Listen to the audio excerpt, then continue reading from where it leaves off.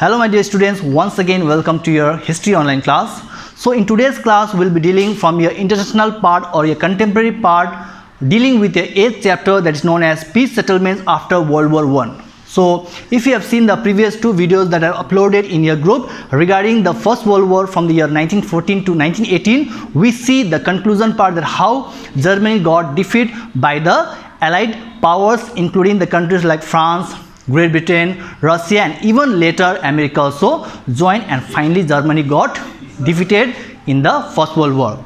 So talking about the first, that is known as Paris Peace Settlement. As we all know, Paris stands as the capital of France, so even France was involved in the Allied powers against Germany, Italy, Bulgaria, Austria, and so on. So talking about how a Treaty of Versailles, which was signed between Germany and all the victorious countries like America, Russia, France, as well as Great Britain, and it was signed on 20th of June 1919. So when we talk about the Treaty of Versailles, it was mainly highlighted that how Germany had to pay a lots of indemnity, lots of compensation, whatever was the loss that First World War had to face, with lots of destruction, loss of people's life, and on that basis we see how Germany became one of the weak as well as very poor country. Their economic system went very down.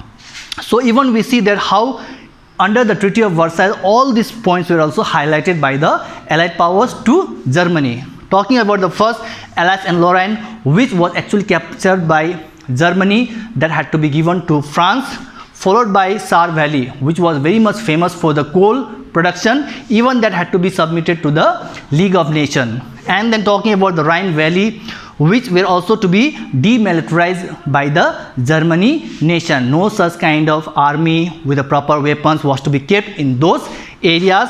And next talking about the Malmedy, these are all the areas named Malmedy, Morisset, Heufen, and all these three places had to be submitted to the Belgium country. And later on, even one of the famous canal known as Kiel Canal, even the Germany had to be demilitarized. So focusing mainly on all these kinds of points which were highlighted, that after the Treaty of Versailles, Germany had to pay lots of compensation. At the same time, these were all the points or a restriction that were being put or that were being imposed by the Allied powers.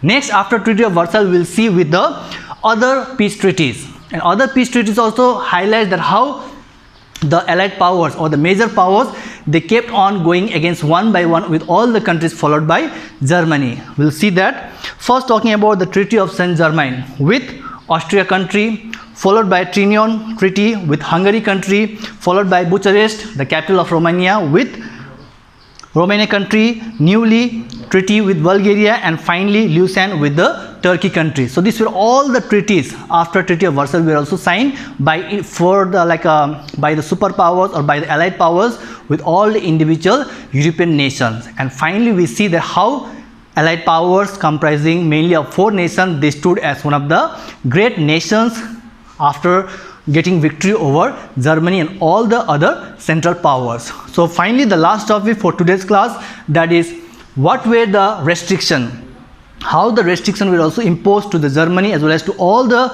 other nations after they got defeat in the First World War. Followed by we see that how Czechoslovakia, a new nation, was also formed after the end of First World War, and finally the Hungary, which also stood as the independent, because before First World War we see Austria and Hungary, they were like a part of each other, but after end of First World War, Hungary, they stood as independent nation. Hope you have understood of today's class.